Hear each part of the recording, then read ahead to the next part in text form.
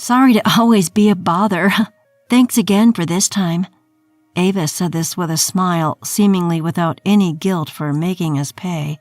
She just hitches a ride on our trips as usual, thinking of my husband James as nothing more than a walking wallet. I let out another sigh, lost count of how many it's been. By the way, Ava's parents are coming this time too. This sudden change of plans caught me off guard. Of course, Ava has no intention of paying for her parents either.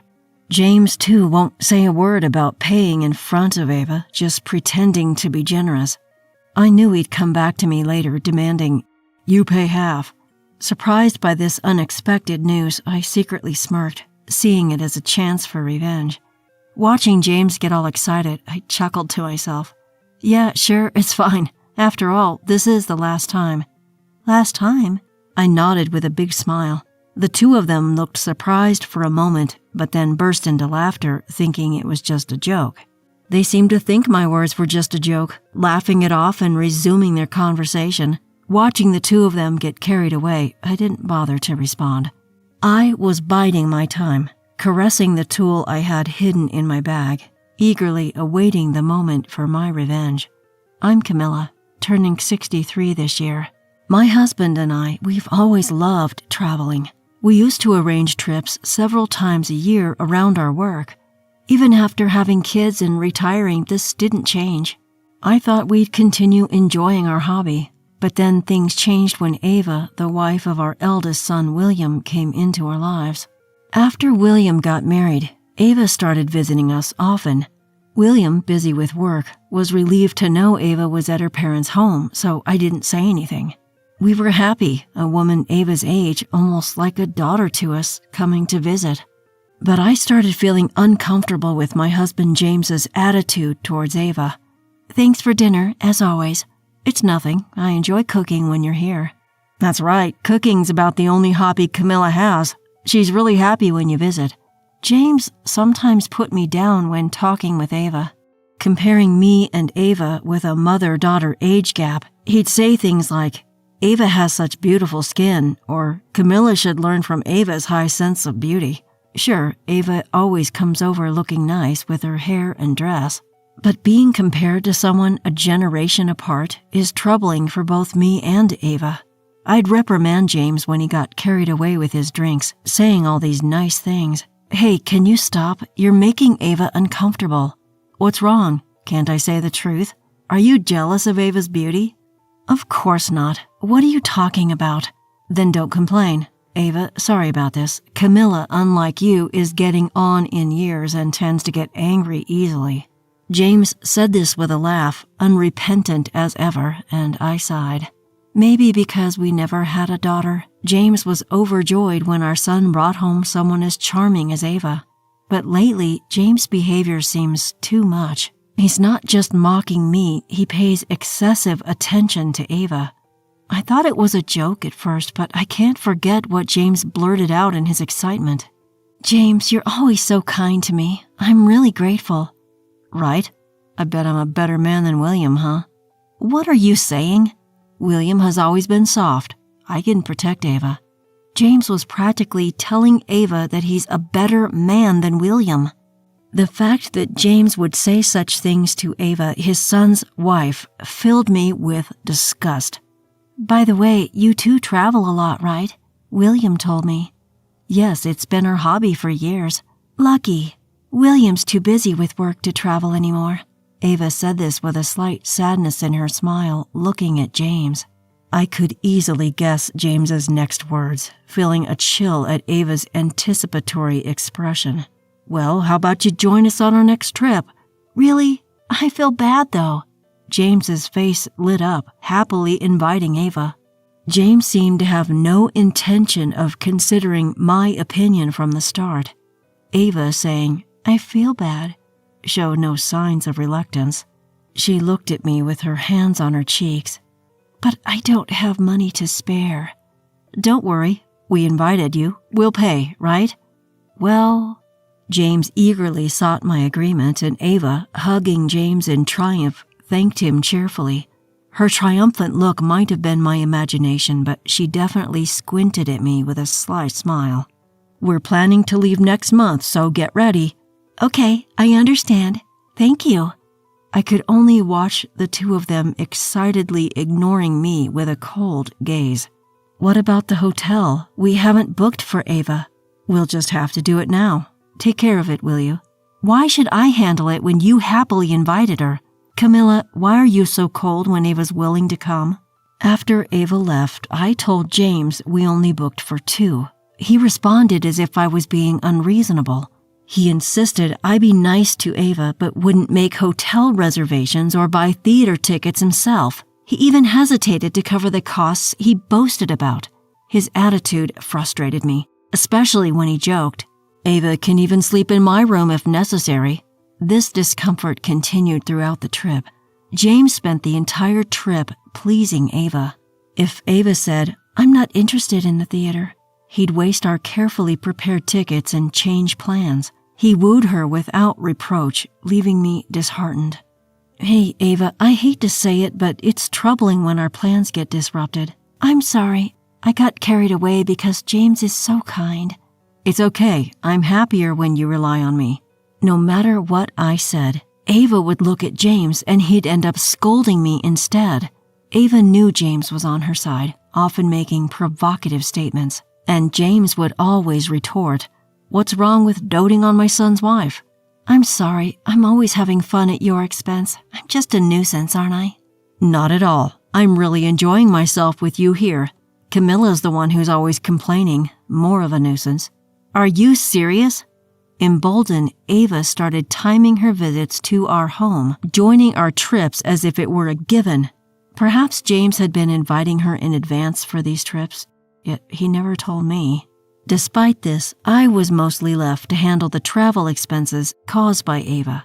During the trips, Ava never attempted to pay, always leaving it to James. She didn't even bother to bring her wallet. "This is cute. I'd like it as a souvenir." "Sure, I'll buy it for you." "Really? Thank you." James's eagerness to please Ava only led to more extra payments. And later, James would grudgingly hand over money, claiming, "I'm just responding to Ava's requests." What should have been enjoyable trips became nothing but an unnecessary expense, and my frustration grew. Repeated trips like these were grating on my nerves. Talking to them didn't help, so I decided to speak directly to William about Ava. However, the response I got from William was worse than I could have imagined. "Hey, William, Ava's always tagging along on our trips. Can something be done about it?" "Well, I heard Dad happily invites her. They make decisions without consulting me, and she doesn't pay." "Wait, what? That's odd. I heard she pays her own way." It seems William had been misled by Ava. He believed Ava was paying her own way on trips because James forcefully invited her. Of course, I hadn't received a dime from Ava, and knowing James, he wouldn't have taken money from her either. Yet William seemed to think I was making up stories to harass Ava. That's not a joke. If you think that, she doesn't need to come anymore. Ava's trying to get along with you and Dad. There's no need to talk like that. How can I get along with someone who makes up lies and plays the victim? I tried explaining the truth to William, but I had no proof that Ava wasn't paying for the trips. William seemed torn about who to believe. Later, he talked to Ava again, who insisted, "I've been paying my share." In fact, she tearfully told William, "Camilla's falsely accusing me of not paying even though I do. She hates me." Moved by her tears, William seemed to side with Ava, sighing over the phone. Frustrated with William's doubts, I felt at a loss. Ava never even opens her wallet when she comes on trips. She says she has no disposable income since she's not working, but she says she's paying. If that's true, then she's using your earnings for the trips, right? If you really believe she's paying, calculate exactly how much she's contributed. In a situation with no allies, I rebuked William harshly. I was at my limit with Ava's manipulative behavior and James's complacency in paying for her. I decided to take revenge, gathering information to convince William. On the next trip, Ava joined us in her usual manner. Her small, high-brand bag seemed to hold only her mobile phone, certainly no wallet. "Sorry to be a bother. Thanks again for this time." Ava said this with a smile, seemingly guilt-free about making us pay. She casually got into the passenger seat of James's car and gave him a friendly smile. Watching Ava, James smiled back. Seeing them, I sighed again. Normally, I would have just endured it for my own peace, but not this time. Clearing my throat in the back seat, I glared at the two, planning to plunge them into hell. "James, about today's trip. How about here? I've always wanted to go." "Sure, I'll take you wherever you want." "I'm so happy. Thank you." Ava, who hadn't brought a penny, seemed well prepared with places she wanted to go, showing James on her mobile phone, completely disregarding the original plan. Ignoring the usual, I checked my preparations for the revenge. Then James, as if remembering, turned and dropped a bombshell. "Right, Ava's parents are coming too." "What?" "I told my parents about our trips, and they got jealous. So I thought, why not invite Ava's parents too? I'll pay for everything so Ava doesn't have to worry." James conveyed this with a smile to Ava, glancing at me with a side eye. Shocked by the sudden change of plans, I was taken aback. Naturally, Ava wouldn't intend to pay for her parents, and James wouldn't dare suggest it in front of her, acting all generous. I was sure that once we got back, James would again tell me, "You pay half." Stunned and irritated by this unexpected news, I smirked, sensing my chance for revenge. "Well, that's convenient." Smiling, I said that, and James looked at me with a nasty grin. Right. He resumed driving in high spirits, even starting to hum. Maybe he misunderstood that his wife's approving meant he could impress Ava's parents. Or perhaps he thought I'd generously pay, having agreed so easily. Watching his buoyant demeanor, I chuckled to myself. "Thank you, Camilla." "It's okay. This is the last time." "The last time?" I nodded with a full smile. The two looked surprised at me for a moment, but soon laughed, thinking it was just a joke. They didn't take my words seriously. "Ava is our dear son's wife, after all. We'll keep traveling together, right?" "Of course. So I'm counting on you in the future, Camilla." I kept smiling but didn't respond to the two of them, getting carried away. Knowing the unexpected events James hadn't told me about, it was all bearable thinking these two would soon see hell. In the evening, we arrived at the hotel and met Ava's parents. Then we were shown to our rooms. As usual, Ava and James said they would rest in their respective rooms. Of course, they were in separate rooms, but I knew exactly what they were up to when they said this. So I intentionally told them, "I think I'll have a drink with Ava's parents." "Sounds good. Have fun." I deliberately left them alone, and as they said, "have fun," Ava waved at me with a smile. Her attitude seemed to imply that it was more convenient for me not to be there, which confirmed my suspicions. Anticipating the need to leave evidence, I approached Ava's parents. "May I show you something?" They looked puzzled, so I quietly turned on my mobile phone and showed them a video. "Nice room. Your room looks great too." "Really? Then you can come to my room." What I started showing them was a video from a camera I had just set up in the room. It was in the room where James and I were staying, and Ava appeared as if it was natural. Ava's parents watched, puzzled by their familiar behavior. "I always arrange the hotel and trips for you. We could even travel just the two of us, without Camilla." "That's too bad for Camilla." "But Camilla's really angry that I don't pay." "Don't worry about it, Ava. I'll talk sternly to Camilla." The screen continuously showed Ava flirting with James and him being visibly pleased by it. Their interaction, which didn't seem fitting for a conversation between a father-in-law and a daughter-in-law, grew more animated and seemed to mock me. Seeing her own daughter speak with such terrible insults about me, Penelope, Ava's mom, looked at me with a pale face. "What in the world? What is Ava doing?" This video is from a camera in my and my husband's room. It seems Ava is talking with my husband right now. This trip was supposed to be Ava expressing her gratitude to us. Oh, was it? I only learned today that you and your husband were coming. They seem to have decided everything on their own. I candidly told them everything about the past trips. I mentioned that Ava had not contributed any money, James's attitude, and how they both disregarded me. As I explained, Ava and James, captured on camera, seemed to be confessing. Their expressions changed rapidly, turning red and then pale as they watched the video. Throughout, I silently recorded James' inappropriate words, which didn't seem fitting for a conversation with his son's wife. Our daughter, I don't know how to apologize. I appreciate your understanding. I plan to cut ties with James and Ava after this. Feeling it was cruel to torment them further, I decided it was time to reveal the truth and headed to the room. Opening the door, James exclaimed, "Camilla, what's with the sudden entrance? What, is it a problem if I return to my own room?" "I didn't say that, but don't just open the door like that, it's startling." "Oh, sorry, I thought you had something to hide and were startled." Saying this, I replayed the video in front of them. Noticing Ava's parents behind me, their behavior became suspicious. "Did you want to travel alone? Were my presence and Ava's parents a bother?" "Well, Ava's parents told me if you invite them on a trip to express gratitude, shouldn't you pay yourself?" "What? No, that's not it. James said he'd pay for me."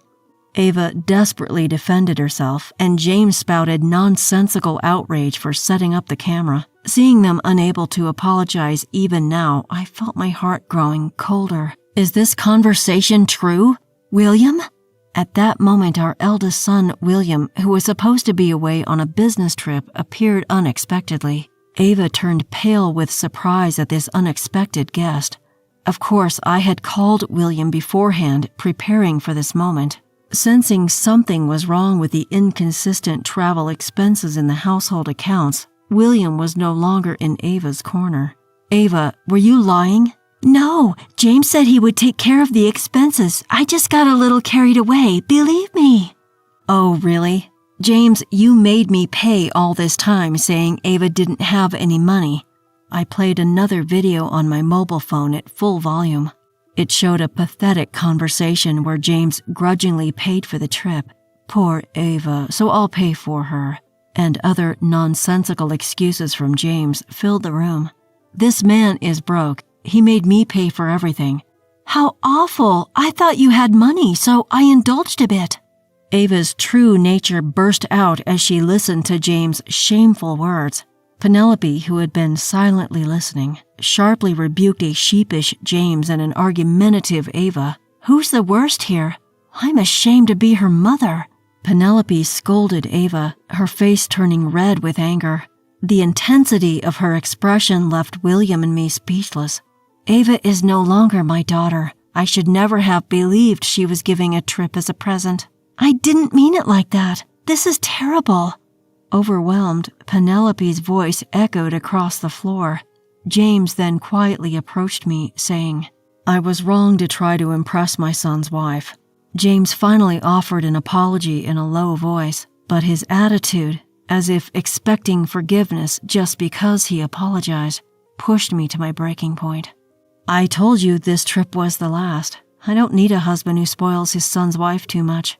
"Why? I'm apologizing. Do you think an apology is enough? I'm utterly disappointed." With that, I handed him the completed divorce papers. Realizing the irreversibility of his actions, James collapsed to his knees, head bowed. After the disastrous trip, William apologized, now knowing the truth. Ava, chastened by her parents, agreed to work and repay the money she owed for the trips. William wouldn't help her, and she started working part-time. I heard the high-brand bags and accessories James had lavished on Ava were also confiscated. James, for his part, was going around saying, "I got divorced because I was financially drained by Ava," which led to another uproar. Apparently, he demanded money back from Ava, causing a commotion. "Dad, was he always like that? I only remember him being good to you." "Was he? Now that I think about it, he always seemed like a careless person who just shared a hobby of traveling with me." I listened to William's complaints about James, disillusioned by his lack of fatherly dignity, but to me it was a story that only confirmed that divorcing was the right decision. James having nearly drained our savings by excessively indulging Ava, and I finally divorced. I'm now living comfortably alone, having kicked him out. Free from the restraint I had endured till now, I'm planning travels to places I want to visit without anyone's interference.